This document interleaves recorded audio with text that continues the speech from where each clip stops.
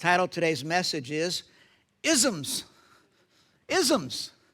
ISMS. Psalm 11, the writer says, "In the Lord I take refuge." He says, "How can you say to me, flee like a bird to the mountains? For lo, the wicked bend the bow, they have fitted their arrow to the string to shoot in the dark at the upright in heart." Now, what's happening here for the psalmist is, I think, of the enemy at his gates. And everything in him is telling him to flee, and people around him are telling him to flee. Take off for the mountains. Get the heck out of Dodge. But he says, how can I do that? I can't do that. And then you see in verse 3, the thing that just, the question that just he cannot shake, that scares him. Psalm 11:3, "If the foundations are destroyed, what can the righteous do?" If the foundations are destroyed, what can the righteous do? Now, for him, if the foundations of our country are, back then, the land of Judah, if they are destroyed, what can the righteous do? But it's a question that every civilization has asked itself. If the foundations of our civilization are destroyed, what can the righteous do? The Lord is in his holy temple, he reminds himself. The Lord's throne is in heaven. His eyes behold, his eyelids test the children of men. The Lord tests the righteous and the wicked, and his soul hates him that loves violence. On the wicked he will rain coals of fire and brimstone. A scorching wind shall be the portion of their cup. And if you have a sort of a visceral response to that last verse, fire and brimstone, this is the simplest answer I know of to how come God doesn't do more to fight evil? Well, he does, more than you think. Be careful what you ask for. Verse 7, "For the Lord is righteous, he loves righteous deeds, the upright shall behold his face." The enemy at his gates is what the psalmist was facing. In the year 2001, a movie came out by the same name, Enemy at the Gates. And I love that movie. I'm a sucker for good war movies. And the setting was Stalingrad, Russia. Hitler had taken the German Sixth Army and marched it across Eastern Europe into what is now Ukraine, and decided that the best political as well as military target was to defeat the city of Stalingrad, renamed by Joseph Stalin. And so he took the Sixth Army there all the way across, and that battle lasted for 3 days and a week and 5 months. 5 months, a week, and 3 days, from August of 1942 to February of 1943. As many of you know, I'm a big Civil War buff. I've studied that all my life, and the longest battle I'm aware of is Gettysburg, other than a siege, is Gettysburg. That was a 3-day battle. Over 50,000 casualties in that battle. The Battle of Stalingrad had over 2 million casualties. The German Sixth Army was the enemy at the gates, all along the Volga River there, and reinforcements were pouring in from Germany and from all over Russia to try to hold on to that. The enemy at the gates. I think about that very vivid. Now, when I think about our time, as Christians, whether it's our time now or really any time, we always have 2 enemies at our gates. One is Satan and all of his minions that are invisible, and their armaments are also invisible. Paul talks about flaming arrows in Ephesians chapter 6, but those are invisible. Jesus talked about Satan, the father of lies, but lies are mostly invisible when they're in your head. Things that we think about that lead us in bad directions. And certainly Satan has his way around the world, both an enemy as us as individuals, with your family, with our state, with our nation. There's a second enemy that all of us face, and that is the enemy of ideas, or even more potent is ideology. Ideology. And there are ideologies that are destructive to individual people. They're destructive to families. They're destructive to nations and even civilizations. have been taken down by wrong ideologies. At the beginning of the 1900s, as a result of sort of in the philosophical world, Darwin had morphed not just into the world of biology, but the world of philosophy. And towards the end of the 19th century, rolling into the 1900s, there was this movement called positivism that was not that well known, but we look forward to the greatest century ever. That human nature was also evolving into something greater and greater. And by the end of the 20th century, 100 million, it's estimated, people had died at the hands of their own government. A staggering figure. And it was due to, in one sense, this second enemy, terrible, foolish, rebellious ideology that had an effect. Now, over the last 8 weeks, and we're finishing up this series here, we've tried to look at our biblical worldview about some of the topics that are current in our culture here in our country. And we've looked at what is truth, and we've tried to contrast what the Bible says about truth and what the culture says about truth. Mark did a great job in that message. We did a message on human nature, what the Bible says versus what the culture says.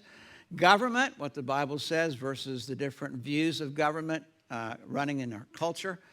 Globalism, is big government a better idea? We looked at marriage. We looked at gender. Last week we looked at how economics and work and government are supposed to relate from a Bible's point of view. And today, this one of isms. In the book of Daniel, Daniel has a vision. And he has a vision of sort of what we would call last times or last days. And one of the things that he records is in Daniel 11:32. It's a verse that I memorized a long time ago, and it is a verse that has continued to challenge me and still needs to challenge me even more. He shall seduce with flattery, he's talking about one of the kings there, those who violate the covenant. But this is the part that's important. But the people who know their God shall stand firm and take action. In our particular brand of evangelical Christianity, there's sort of several different flocks that we tend to morph into when it comes to being involved out in the public arena. One is the flock of we just need to pray and that's all we can do. There's another flock that says we need to pray and God is sovereign. And the third flock is we need to pray, God is sovereign, but we also need to do something. We can't just sit by, and I happen to agree with this third particular flock idea. It is not enough virtue just to pray and to want something different. It is virtuous to pray, of course, but there's not enough virtue when the enemy is at your gates. In 1787, Benjamin Franklin walked out of what we now call Independence Hall at the end of almost 4 months of the Constitutional Convention. And he was asked by a woman in Philadelphia, Mr. Franklin, what have you given us? And he gave a very poignant answer that has resounded over the last 200 plus years. A republic, he said, if you can keep it. It was a remarkably wise answer. And the second part of that was a prophetic answer, if you can keep it. And that still rings true with me today. Psalm 14 talks about some of the undercurrents that we're going to look at, and some of the isms that have been with us for about the last 400 years. Psalm 14:1 says, the fool says in his heart, there is no God. They are corrupt, their deeds are vile, there is no one who does good. Good in the sense of following God the way we're supposed to. The Lord looks down from heaven on the sons of men to see if there are any who understand, any who seek God. All have turned aside, they have together become corrupt. There is no one who does good, not even one. Now, on the inside of your handout, I'd like to do a very fast and very cursory study of philosophy for about 400 years. And I have 9 of these mentioned here. Modern philosophy began about 1600, and it came out of what some historians call the Dark Ages. And the question was, what can we know for certain? And think about the great philosophical questions. Is there a God? How did we get here? Why are we here? Is there a purpose? Why is there evil and suffering? What's the purpose of man? Is there life after death? And philosophy could not answer those questions with any certainty because in their mind, God was not to be a part of that answer. It had to be by reason alone. Now, I'm sure they were well-intentioned.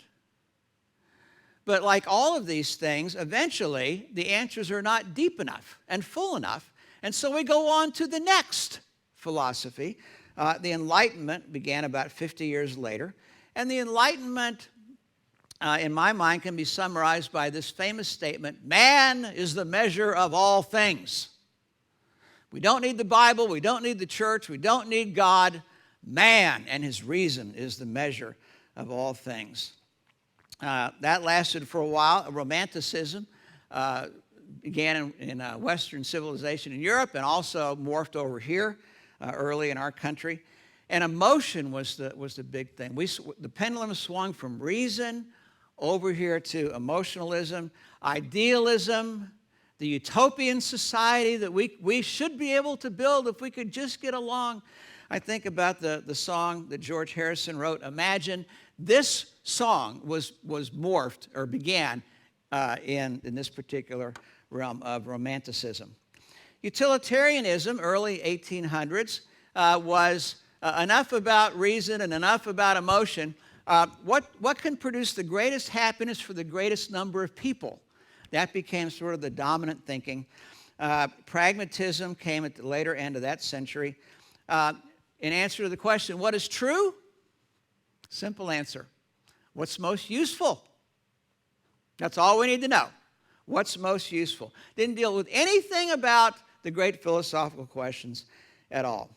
Nihilism started in the second half of the 19th century, and nihilism was sort of the death of reason. There's no reason. There's no reason for us to have any purpose or any meaning. God is not there. There's nothing that can tell us ultimately what is right and wrong or what is good or evil. We are just here as a result of biological forces, and we are only the interplay of chemicals reacting inside of me with chemicals reacting inside of you. That was born in that era. Progressivism, which began about the beginning of the 1900s, sort of out of positivism, this thing that man is going to evolve into the great heights. That began about 120 years ago. Woodrow Wilson was probably the president that was most behind this. And Thomas Dewey is looked at as the father of modern education. And there are undoubtedly things that Thomas Dewey added to the process of education. But there is one fundamental thing that has stuck with us and is one of these isms. And that is Thomas Dewey looked at the progress of man as it should happen. How should we progress through this century? How's man going to get better? And one of the answers he came up with was what keeps us from progressing. And the Judeo-Christian worldview is what keeps people from progressing, from being what they should be, all that we should be. And so he tried, well, how can we separate the values of Christian worldview from the people so that they're not tied into this so much? And this is where one of the reasons public education began was to, like undoing Velcro, separate you from your child in terms of values. Put your kid around somebody else, other kids, and around a teacher for 40 hours, depending on the teacher, of course, and we have a greater chance of inculcating them with different values than Judeo-Christian than the poor parents who are at home for a couple hours every day and on the weekends do with their own children. Big turning point, in my opinion, was 1920 in this, not just public education, but with history. Existentialism began shortly after that, 1930, and the main word here is absurd. The theater of the absurd. There's no purpose to life. God doesn't exist. We're just here to do the best we can. And this is where things like, and if there's, you just think, how did a name like this come up? Modern art. What comes to your mind when you think about modern art or modern music? I think about the destruction of art and the destruction of music under the guise of modern. Can't know anything about good or evil, can't even decide what's good or bad. And then postmodernism, welcome to my generation, began around in the 1960s, probably most well known for the sexual revolution. Now, Psalm 14:4 is a rhetorical question that God asks, and I think that he just must look back on these last 400 years that we've looked at and just go, what? What? I love the question. Will evildoers never learn? We just jump from ism to ism. But as long as the underpinnings are very similar, we can expect very similar results. Destruction. Those who devour my people as men eat bread and who do not call on the Lord. There they are, overwhelmed with dread, for God is present in the company of the righteous. No matter how those that want to do away with God, the one thing they cannot explain, and we sang this a few moments ago in some of our songs, is when you see the life of God in a real Christian. How do you explain something that different from what we used to be? There are undercurrents. I want to mention two in particular, postmodernism and Marxism. Postmodernism, again, this is a product of my generation, is truth is subjective. And the famous line here that is delivered on college campuses and been this way for decades, what's true for you is true for you, and what's true for me is what's true for me. Now, that may sound like a very avant-garde statement, but try to build a marriage on that belief. Good luck. Try to build a civilization. Try to build a family on that belief. That sexuality and gender is just determined by social construct. It's always been this way, and people long ago who weren't as enlightened as we are have made gender a social construct. Hate speech is another part of this. The freedom of speech, one of those things I always thought would be always a part of our nation, has been under assault the last few years. Because in the postmodernist thinking, there is something more important than free speech, and that is obliterating what's deemed hate speech, or what you and I would say, we disagree. That's hate speech. Now, the culprit here in postmodernism that needs to be eradicated is the Judeo-Christian morality and ethic. This is the big gorilla in the room that needs to be done. And in postmodernism, it's people that espouse a Judeo-Christian worldview and people like me that are the reason for oppression. Now, with postmodernism and then Marxism, let me mention this. Marx was a German philosopher in the 1800s, and he looked at the world in terms of a class struggle between the greedy, rich robber barons on one hand and the poor workers on the other. And he saw that something needed to be done. And you sort of hear that among whenever at the university level, oftentimes capitalism is looked at in its weaknesses, and socialism is looked at in its ideals, very unfairly, I think, and to compare in that particular way. But class struggle was the problem. And what Marx believed would happen is eventually the people would get so fed up with being oppressed by the rich robber barons that they would rise up and revolt. But they didn't. And he was shocked by that. And he thought, well, why haven't they? And as he talked to people, what he realized was that there were many people who were working class people that were very content with their lives. Some of that contentment was because of the Bible and their Christian faith. And so he realized there would never be a revolution from the bottom up. It had to be fomented. And how do you do that? You separate the Judeo-Christian worldview out of the public arena. and you undermine people's contentment with the lives they have, then you will have a revolution. And that's what happened with Lenin in the early 1900s. Karl Marx looked at Christianity as the opiate of the people. In other words, it dulls their senses to the obvious oppression that's going on with them. If we can just take out the opiate of the people, Christianity, then we can create a worker's paradise, was how he saw it. Now, the irony of his worker's paradise has not just been the destruction of people's wealth or people's standard of living or their work, but it's also been destructive on whole nations. Russia, Stalin killed roughly about 50 million people in the 20th century of his own people.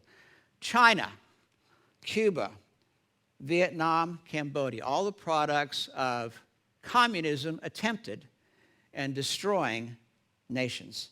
And socialism, its little brother, which again gets great rave reviews when spoken of from an idealistic point of view, what it promises to produce.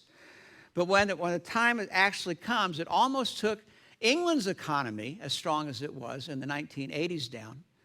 And it almost destroyed the economies of Spain, Italy, and almost drove Greece into bankruptcy, if not the European Union bailing out that country.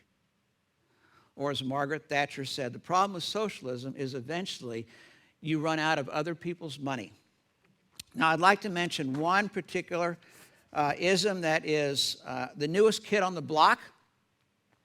And it sort of reminds me, along with these other ones we've looked at, of Psalm 2. Why do the nations conspire and the peoples plot in vain? And what the psalmist sees is this coalition of countries coming together to try to see if we can overcome what God says. The kings of the earth take their stand, and the rulers gather together against the Lord and against his anointed one. Let us break their chains, they say, and throw off their fetters. And the idea here is it's not just that countries disagree with the Judeo-Christian bent, but there is a militancy to this. And the newest kid on the block is what's called critical race theory. Now, I'm going to, instead of using the term critical race theory, I'm just going to call it critical theory, if I remember. Critical theory, because although it does talk about race, it's really much broader than just speaking about race. When we talk about isms, I sort of think of three things. There is ideas or ideology, and then ideology can morph into a worldview of how somebody sees the world. But the most powerful thing that happens in the human mind regarding this is what's called a meta-narrative. It's ideas that morph into an ideology, that morphs into a worldview of how I see my world. But the meta-narrative tells me this is how I'm to live in my daily life. This is where I find my identity. This is how it matters for me. And that's what critical theory does right now, and you've seen this on the streets of Portland and Seattle particularly. It's also been a part of our universities for roughly a decade or so. What are the beliefs of critical theory? And I'll just mention 6. Number 1, your fundamental identity is equated with your group identity. Your identity has nothing to do with God and being a creature of his or made in the image of God, where your identity is already anchored. I already matter. I don't have to find an identity or create an identity. I already have one. And the gospel and the death of Jesus Christ for me cements that. But that's not the way critical theory says. You have to go find an identity, and the place to find your identity is in your group, whether it's by ethnicity or race or gender or sexuality or any type of oppression that you have experienced. Second point, you are either an oppressor or in an oppressed group. That's how these people see their world. Either you're an oppressor or you are the oppressed. And the two things that strike me most about this is that the oppressors, in their language, they get to write the rules. and then they impose those rules and values on the rest of us. This is how people see, who are critical theorists, this is how they see their world. Third, the fundamental moral duty is to free groups from the oppressors. Now, when you and I talk about moral duty, I think about things like I need to be faithful to my wife, and I'm going to be faithful to my wife partly because I want to be faithful to God, and I want to be faithful to my children, and because I know that how I live affects some of you and some people watching at home. I want to make sure that my moral duty is correct regarding my finances and our finances as a church and my work here. And life of integrity and trying to be a man who honors my promises and what I say. Those are some of the moral duties that I see that I have. But none of those have anything to do with critical theory. The fundamental moral duty, and you've heard this if you've watched the news, is to overthrow the system. And the system can be things like, on a smaller scale, like the police, or the ICE agents, the border agents, or it can be our criminal justice system, or it can be something as big as our democracy. I saw this week a senator on the House of the Senate say something I never in my wildest imagination would have ever thought I would have heard a senator say. He said our Constitution is racist and homophobic and misogynistic. A senator. Now, where does he get that from? Critical race theory. Critical theory. D, in understanding the history of oppression, someone's lived experience is far more important than objective evidence. If you see some people interviewed who are critical theorists or faculty at universities, or whenever you see this played out in some of the marches that we have around the country over the last few years, who is the expert that's brought forward? Is it the person who's most educated, has the most facts at their hand? It's the person who is the most oppressed. That's the expert. And dare you say anything to go against that narrative of the person who's oppressed, or you will find yourself now a part of cancel culture. Oh, joy. You may be without a job come Monday. Now, it's sort of ironic because when I think about this with the history of oppression, I am the poster boy of oppressors. I am white. I am male. I am old.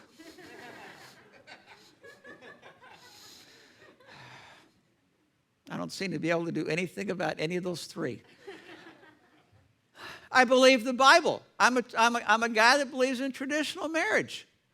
I believe in the gender message, which you heard a few weeks ago, that gendered is a part of who we are. And that's a blessing. That's a gift to be embraced, not something to be questioned or moved against. I love our country. I'm amazed at the Constitution and those guys that put that together in a series of 4 months. Now, of course, our history is speckled like any history because we live in a fallen world and we are fallen creatures. But you put all those things together, and there are people around the country that would throw darts at my picture. I am what's wrong, and people like me are what's wrong with America. This comes out of critical theory. Oppressor groups continue to oppress under the claim of objectivity. In other words, you can't trust them. Don't trust somebody who's of that oppressed class because it's impossible for them to be objective. Part of that's true. It's impossible for anybody to be perfectly objective. That's part of our human nature. We all have some bias somewhere. Objectivity, in fact, is looked at as a Western and masculine construct in critical theory. Objectivity.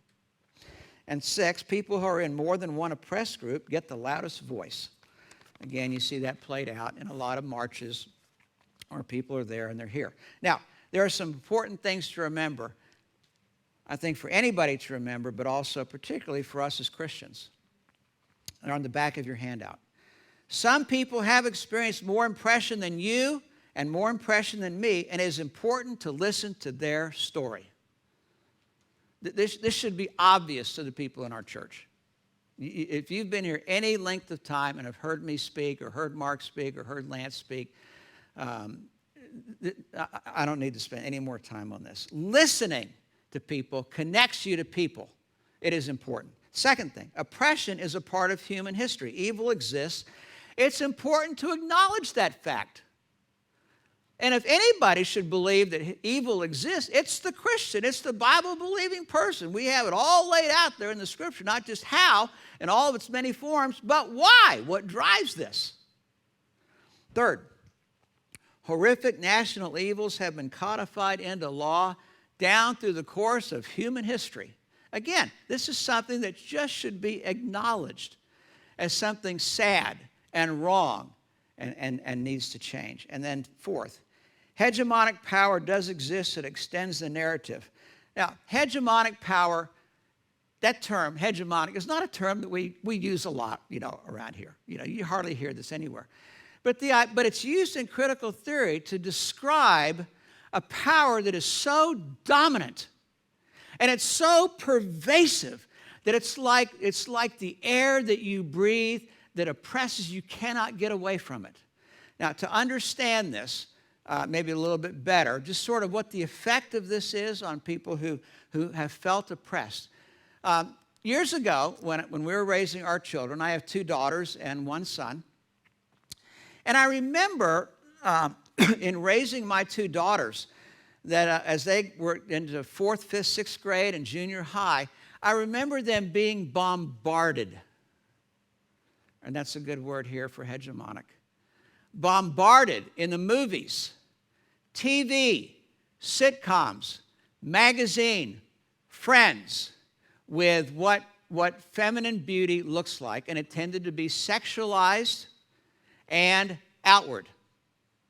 Makeup, clothes, and all the things that go with it. And I remember thinking, in talking to my 2 girls, trying to explain to them and relate to them in a way that your beauty lies within you. Your beauty was given to you by God, and it cannot be destroyed, no matter how difficult this life may be. But you know what? I often felt like I was a man trying to broadcast the news from the shores of Louisiana when a hurricane was coming in. There, every day, in every way, my 2 girls were getting this message about sexuality and beauty that would be destructive and would produce a tremendous amount of anxiety and fear and insecurity. And sometimes you just felt so helpless trying to tell your kids, to gird them, to anchor them in the truth of Scripture. Now, that's how, in critical theory, that's how people look at what they have lived under. Everything is stacked against them. Now, I'd like to finish with a great little picture that we have in the back of your handout. I think we have it there. We have it on the screen.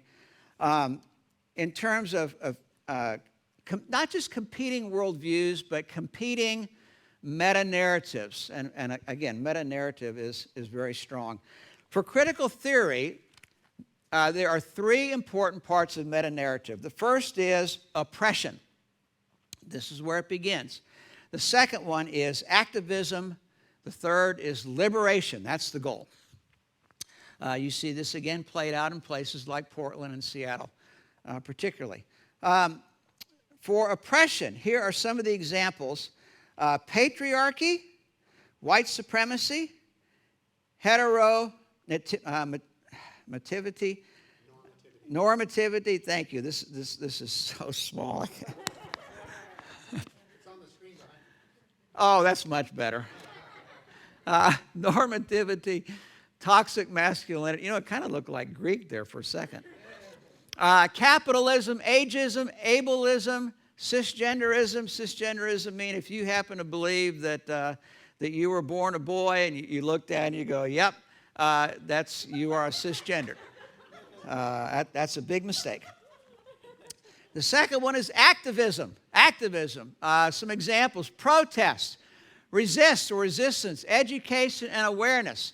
And I got to tell you, these folks are relentless in all of those, and I think most of all, it's happening on the college campuses and is starting to make its way into high school curriculum. The enemy is at our gates. And liberation. Equality. Now, how that's defined is different than probably how you define equality. Power reversal. That's a nice word for overthrow the system, including democracy and the Constitution. Justice. Again, a different definition than probably what you're thinking. And diversity as a value all by itself. Whether or not somebody earns that job or not, the diversity is good enough. Now, I will say that in every ism that we've looked at, and this one, there are people who are well-intentioned. And there are people, not surprising, who are not well-intentioned. And that, again, should not surprise us. That's just the problem of human nature. But it's not enough to be well-intentioned.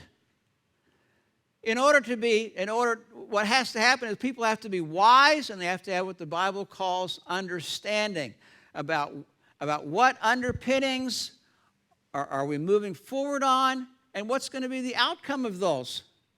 That takes understanding. It's not enough just to think of intention. Now, one of the advantages of critical theory is that for people who have felt oppressed in their life, they finally have a home. There's a connection with other people who have that same thing. And that provides something that an ideology by itself can't provide. Now, to counter that, I think that Christianity has the best meta-narrative of all. And again, it's in your handout. There are 4 stages: creation, fall, redemption, and restoration. What critical theory does, it starts with dividing us into different camps. What the Christian meta-narrative does is it tries to unite us. It reminds us of how we're united. In creation, we all are made in God's image. We have value because He made us, and because we are personal, rational, emotional, purposeful creatures, and relational. All of those things we join together. We have that in common. The second is the fall. And that there is something wrong with human nature, but it's something that we all share equally in. In our church, we call this the broken. The redemption is the third part of this. In our church, we call this the beloved. Brokenness doesn't identify us. It's true about us, but there's something deeper than that, as we are the beloved, which Mindy shared about in her story. In where? Wow, that's great. That we are united in redemption. And think about this. I mean, even in our little church, we have people from lots of different backgrounds. We've had some people who have visited with us and been here for a while that hardly even speak English. We have people that watch us online in different continents, different ethnic backgrounds, different races. But the fourth part of the meta-narrative is the best, and we sang about that in our last song, restoration. Restoration. Revelation 5:9 puts it this way: because you were slain, and with your blood you purchased men for God from every tribe and language and people and nation, not divided up, united. You have made them to be a kingdom and priests to serve our God, and they will reign on the earth. That's the Christian meta-narrative. That's the one that's not just true, but it satisfies the heart like no other ism possibly can. Psalm 11:3, the verse we start our message with. If the foundations are destroyed, what can the righteous do? What can they do? The enemy is at the gates.